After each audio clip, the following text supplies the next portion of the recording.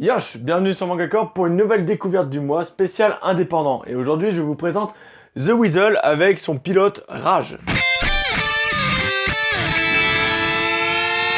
Pour commencer, un pilote c'est quoi? C'est simple, c'est le début d'une œuvre qui permet de faire la présentation aux maisons d'édition. Et c'est justement avec Rage que The Weasel aimerait se faire publier dans une grosse maison d'édition de manga. Du coup, le soutenir sur les réseaux sociaux ou encore en achetant son pilote Rage lui permettrait certainement de réaliser son rêve.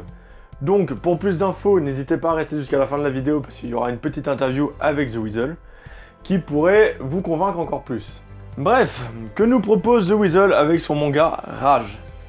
On y retrouve Tiger Evan, un jeune afro de 17 ans qui est en terminale Bac Pro Scène dans le lycée Nelson Mandela. Il se retrouve à vivre seul après la mort de son frère qui l'a affecté psychologiquement. Tyler a plutôt un tempérament calme et parfois il donne cette impression d'être nonchalant pour laisser s'exprimer toute son énergie lors des combats. L'histoire commence avec une journée banale pour un lycéen. Un retard en cours, des potes qui te charrient, et la meuf que tu aimes qui te friendzone. Pardon du retard, excusez-moi, je suis désolé, j'ai loupé le bus là. Non mais c'est bon Tyler, c'est pas grave, vas-y, installe-toi, on va t'expliquer ce qu'on a fait en cours. Salut les gars. Salut. Oh là mon gars, je pense que t'as un coup hein. Là. Ça va les gars, c'est bon, arrêtez. Oh, tu l'as quelle? Je vais retourner à ma lecture moi. Salut Gala. Salut, ça va et toi? Ouais ça va, fallait que je te dise quelque chose de... Ah mais justement moi aussi, comme t'es mon meilleur ami, je voulais te parler d'un truc. Hello darkness, my old friend. Bref, on commence avec les problèmes de base d'un lycéen pour laisser place à un peu plus de dynamisme avec le défi que Tyler donne au grand caïd du lycée. Un bon gros combat à main nue sur un terrain vague. Un bon gros combat viril, mais peu impressionnant par rapport à ce qui va arriver par la suite entre les combats clandestins et la vérité sur son frère et ce qu'il faisait auparavant. Voilà, le pilote se termine sur ces informations plutôt croustillantes. Et pour avoir la suite, on espère qu'il sera publié un jour par une maison d'édition parce que j'ai envie d'avoir la suite. Voilà. Bon, parlons un peu des personnages qui ont été un peu dévoilés pendant ce petit pilote. On a déjà parlé de Tyler, le jeune frère de Kyle, mais je peux encore ajouter une petite chose. Il est très charismatique et nous réserve encore beaucoup de choses avec son gros potentiel en termes de combat. Donc, hâte de voir le développement du personnage. Ensuite, il y a Gala, la jeune fille qui a totalement friendzoné notre jeune héros au départ de l'histoire et je pense qu'elle aura une importance dans le futur. Pour le moment, elle est juste très charismatique et vraiment stylée. Richard, le caïd du bahut, est plutôt cool, mais Richard, le mec en fait ça fait 15 ans qu'il redouble. Pour avoir un nom comme ça, ils sont pas nés à la même époque, c'est obligé. Pourquoi Richard? Et ensuite pour finir, on a le personnage mystère qui vient totalement lancer l'intrigue autour des deux frères, donc de Tyler et de Evan, et sur des grosses interrogations justement avant la fin du pilote. Côté dessin, c'est ultra travaillé, détaillé et rafraîchissant. Son style lui appartient, que ce soit au niveau de l'ombrage ou des petites lumières en forme de carré qui caractérisent son trait. Les combats sont fluides, il y a de la technique, c'est dynamique, et ça fait plaisir de voir autant de motivation dans le dessin de The Weasel. On voit que les personnages sont vraiment vivants en termes d'expression, et ça rend la lecture beaucoup plus agréable, parce qu'on se met un peu plus à la place du héros. On a aussi un gros travail de design sur la disposition des cases ou des bulles, qui donne encore plus de vie à l'œuvre. Par exemple, comme les sorties de cadre qu'il fait, mais qui sont un peu différentes de ce qu'on a pu voir déjà dans les mangas. En tout cas, à mon humble avis, et il prend beaucoup plus de risques que certains mangaka qui sont dans le manga game depuis longtemps. Donc ça, c'est un gros point fort de son pilote.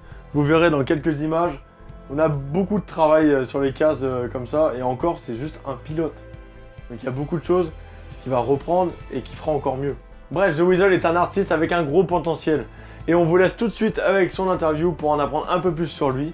Et si vous voulez le soutenir, tous les liens pour le rejoindre sont dans la description. Merci de le soutenir. On se retrouve bientôt sur Manga Corp. Bonne interview. Donc bonjour, Salut. est-ce que tu peux te présenter s'il te plaît? Alors, moi c'est Weasel, artiste autodidacte, auteur-illustrateur, auteur BD surtout. Voilà, ça fait quelques années que j'écume les salons, histoire de kiffer un peu, me faire connaître. Et ça marche plutôt bien. Voilà, donc je continue sur ma lancée en attendant de devenir professionnel. Voilà. D'accord. Et du coup, tu t'orientes sur quel style? Le style graphique, tu veux dire? Les deux en fait, que ça soit en termes d'histoire, étant donné que tu commences la BD, et aussi le style graphique. Style graphique, ce serait plutôt entre le comics et le manga, parce que c'est mes plus grosses influences. Après, il y a beaucoup d'auteurs ou même d'artistes qui font même pas de la BD, au style non défini, on va dire, qui m'inspirent. Donc voilà, on va dire que le nerf de mon trait, c'est vraiment du manga et du comics, parce que petit, j'ai commencé par le comics, après le manga, je suis revenu au comics. Ainsi de suite, voilà, un mélange. Alors après, il y a eu, j'ai découvert Dreamland, donc un des premiers mangas français, et ça a été une claque pour moi, visuellement en tout cas, graphiquement. Et le style m'a énormément, c'est beaucoup imprégné dans le mien, parce que je recopiais beaucoup Dreamland au lycée. Donc voilà, donc c'est beaucoup du Dreamland avec des mixtes d'auteurs de comics divers et variés, voilà, en gros. Ça marche. Excuse-moi, ici pour la narration. En fait, je m'inspire pas trop de BD finalement. J'aime beaucoup les films. Moi, je suis très cinéphile, pardon. Et en fait, c'est plutôt, quand je regarde un film, en fait, quand j'écris une histoire, j'ai l'impression que je suis plus inspiré par un film, plus influencé. Je le visualise comme un film ou un film d'animation. Et c'est comme ça que je fais ma narration. Je m'inspire pas tellement de BD finalement. Voilà. Et tu fais un storyboard, tu essaies de préparer, ou vraiment tu arrives à justement t'imaginer toute la scène comme un film d'animation pour pouvoir bien placer les personnages, les points de vue, les prises de vue, etc. Alors je fais quand même un story.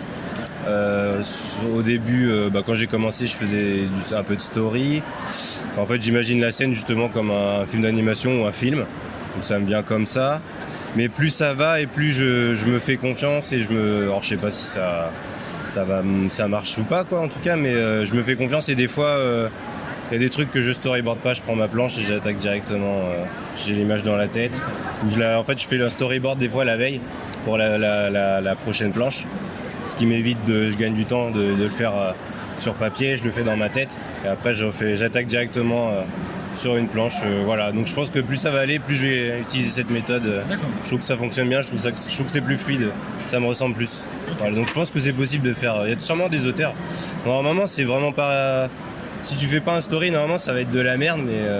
Il y en a qui arrivent. Je sais pas, j'en connais pas, mais je pense que c'est possible. Oui. Ouais, je pense que c'est possible. Donc voilà. Après, au bout d'un moment, je pense qu'il faut pouvoir. Je pense qu'il y a un stade, quand on veut vraiment se perfectionner, où il faut penser à faire un storyboard. Ah ouais, non, mais même, faut carrément commencer avec un story, quoi. Ouais. Faut vraiment. Et après, si on pense que des fois, on rajoute une planche ou deux, on n'a pas storyboardé. Tu le fais de plus en plus, ça commence à venir, mais faut commencer avec un story. Enfin, c'est mieux, quoi. Ouais. C'est pour apprendre en tout cas, voilà. Après, c'est quand on se fait confiance, quand on a un peu confiance et qu'on se dit c'est pas trop mal, on peut tester, mais voilà. Après, c'est pas vraiment pour ne pas faire de story que je fais ça. Hein. C'est un peu naturellement, quoi. Des fois, je sais pas, je vais refaire une planche ou quoi, je me dis tiens, je vais faire ça sonne bien. Des fois, je pose quelques traits sur une planche, ça va en fait diriger un peu comment je vais organiser mon dessin et ça suffit. Okay. Voilà. Parfois. Et du coup, est-ce que tu es autodidacte ou est-ce que tu as fait des études en rapport avec le dessin? Ouais, je dirais que je suis quand même plutôt autodidacte. J'ai fait un petit peu d'études tardivement, vers ma vingtaine, 21, 22 ans je crois. Je suis entré dans une prépa en art, mais c'était plus les rencontres. En fait, vraiment, j'ai vraiment rencontré des artistes. D'accord. Et ça m'a beaucoup aidé, quoi, d'avoir leur point de vue et tout ça. Et certains cours et tout ça étaient vraiment intéressants, notamment les croquis d'observation. Ça, c'est vraiment bien quand on dessine. Faut faire du croquis d'observation, c'est la base. Que tu sois fan de manga ou tout ce que tu veux. Voilà, tu vas dans la rue, tu dessines des bâtiments, tu dessines des gens qui marchent, qui discutent, qui prennent un café. Et là, tu seras un tueur. Si tu fais que de recopier du manga ou du comics, tu auras toujours des difficultés en fait au niveau technique. Ouais. Voilà, donc c'est bien d'avoir en fait de recopier ce qui existe vraiment, le réel, voilà. Voilà, donc j'ai fait ça et 2 ans d'art plastique après, mais j'ai arrêté au bout de la 2e parce que j'ai changé d'établissement et je dessinais plus. Okay. Donc voilà, donc je vais arrêter, je me suis dit je vais me débrouiller seul et voilà, ça marchera comme ça. Est-ce que tu as quelque chose à rajouter peut-être? Moi non, mais juste à part merci beaucoup pour l'interview, c'est très cool, ça fait toujours plaisir. Voilà, merci les mecs, merci Manga Corp. C'est ça, merci. J'espère que la vidéo vous aura plu, que la petite interview aussi vous aura plu. On se retrouve bientôt sur Manga Corp pour une nouvelle vidéo. Yosh!